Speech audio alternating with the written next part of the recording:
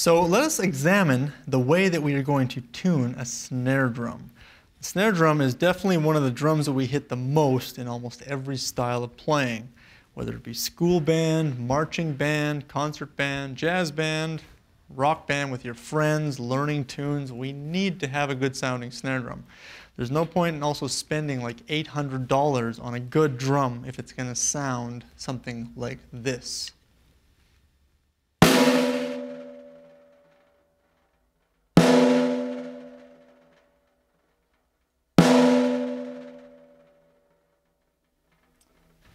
I don't know about you, but I don't like that.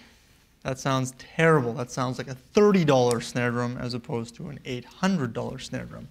So let me show you what I would do to get this drum sounding a little more realistic. Let's make it sound like a $1 million snare drum. How about that? I always start with the bottom head. Okay? Now the tuning principles are the same as they were with the bass drum. We just have a much smaller drum to deal with. The only problem is we have these snare wires in the way to create this.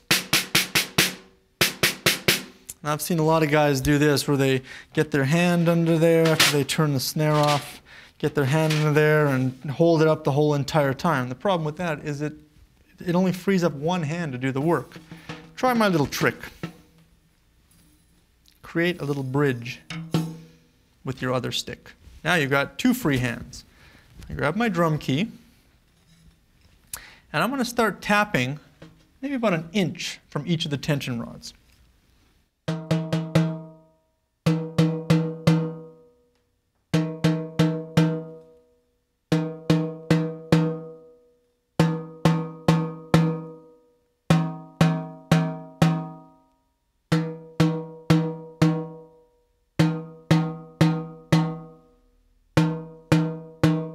Okay, I'm going to go around again, this time a little quicker.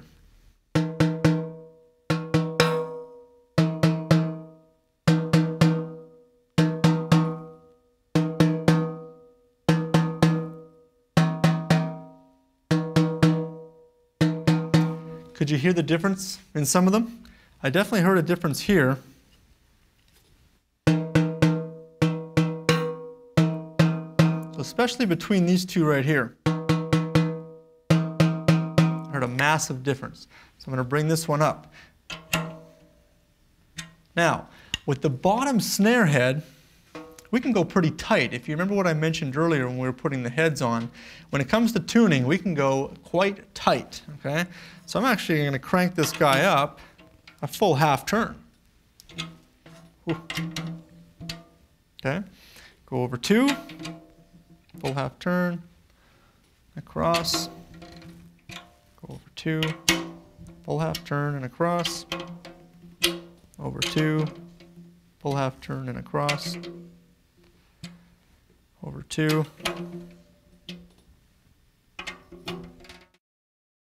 and that leads me back to my original. So now you can notice that the pitch is quite high.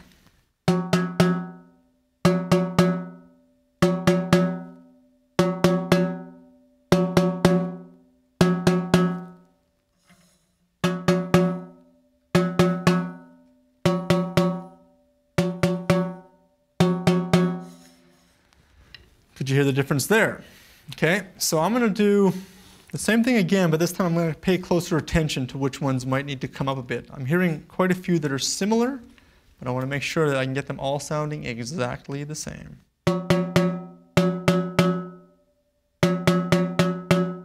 Hear the difference there?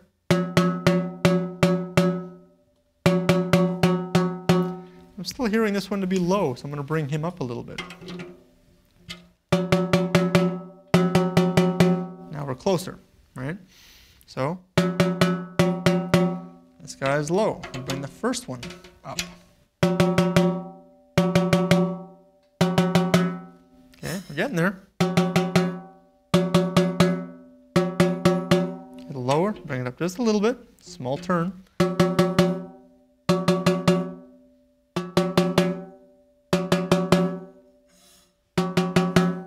A little bit up, not much.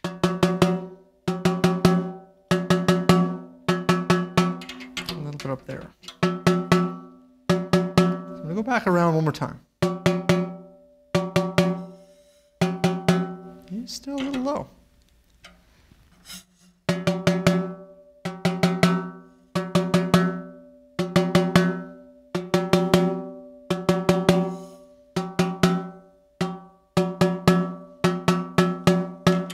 Hear that?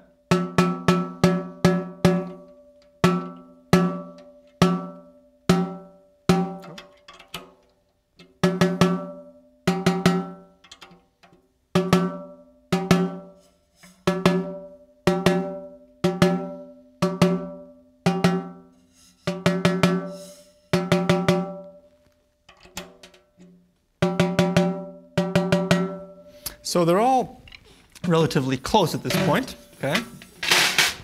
I'm going to turn the drum back over and see what that did. Did that make a difference? Sure hope so. Turn the snares back on. It made a difference, but I still don't like it. So I'm going to check to see if my top head is in tune. I'll start right here.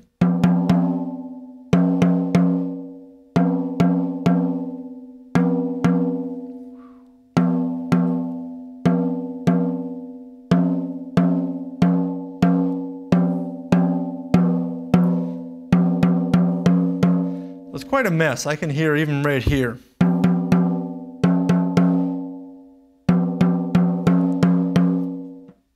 I can hear the difference between those two. So, let me go back to initially hitting it again. And I have to decide, once again, if I want the pitch higher, lower, or similar to what it is. And I'm almost thinking when I hit it with the snares off, I'm not going to like that.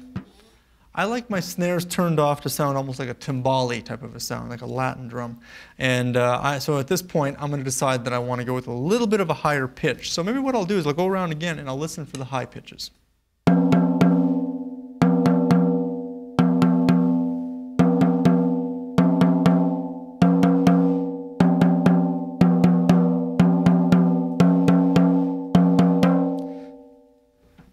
So I'm hearing the high ones be here. So this will be my starting point.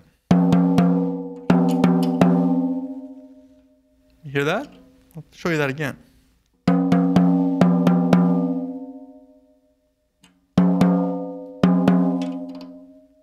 Even a little higher.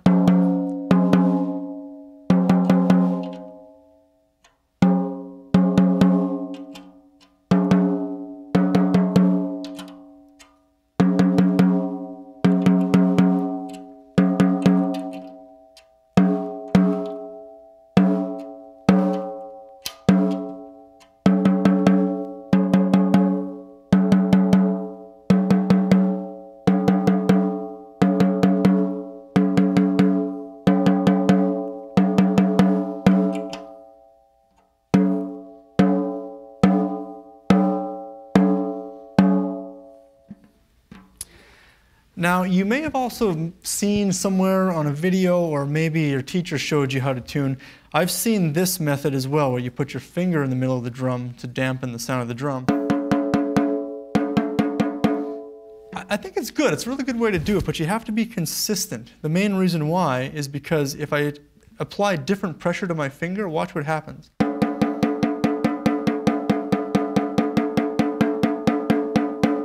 So sometimes what I see is guys going around, and then as they're getting here, they're putting more pressure on the drum, which is actually changing the pitch of the actual skin. And I feel that because I play drums wide open anyways, with very little muffling if possible, I want to be able to tune it wide open as well. It also just gets your ears trained really, really well. So one more time.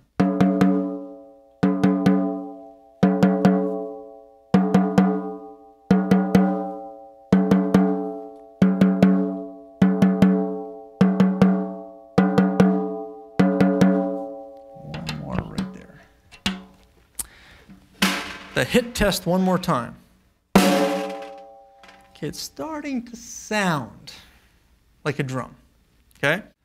So this time I want to hit it with the strainer off to see what the sound of the actual drum sounds like, minus the snare wires.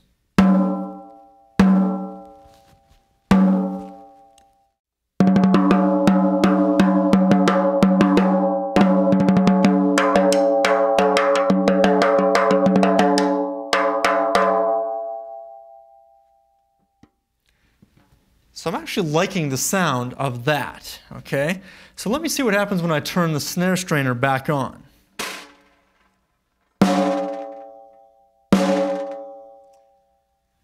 There's still something a little funny, but if you remember what I mentioned earlier, we have this little turny, devicey knob thing on our strainer, which actually adjusts the snare wires to the bottom head.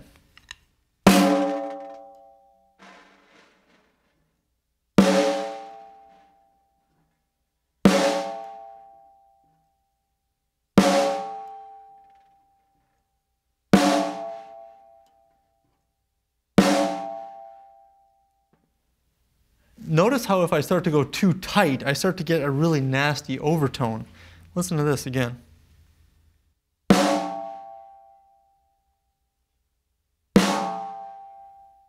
So you hear that? Now I'm going to loosen the snare strainer, see what result I get here.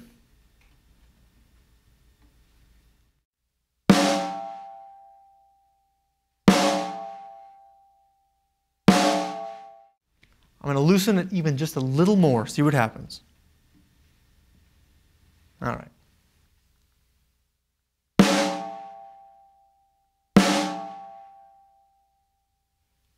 So I'm getting into that range where I'm starting to get happy with this, but remember, there's no muffling at all on this drum. So we have some options at this point, because as opposed to spending the next 3.5 hours trying to get rid of that ring tuning-wise, this is where we can use muffling such as moon gel or drum gum or an O-ring, anything like that. Let's first of all try with the O-ring, see how that sounds.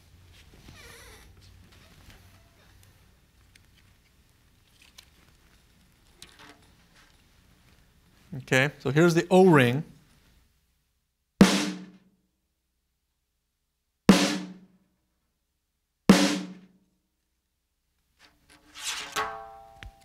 Now if you hear that, you'll notice it was pretty muffled, okay? To me, that's the extreme.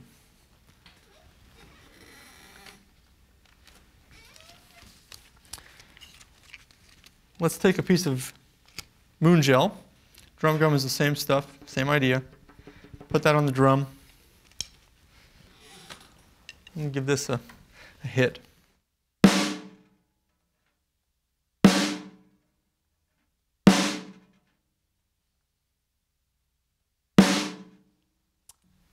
I like that, you know. I can even mess around with the moon gel a little bit. I can put half of it on the drum. Maybe give me a little bit of that ring.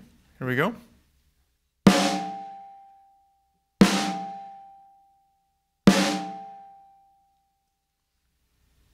If I decide I don't like the ring, put the entire muffling on the drum.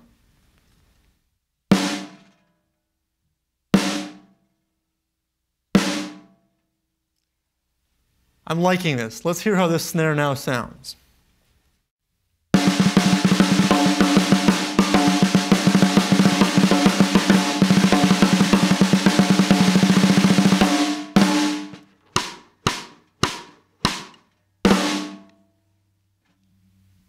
So I'm definitely very happy with the sound of this now.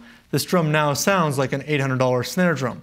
But keep in mind, you can also get a $30 snare drum sounding like an $800 snare drum if you play your cards right.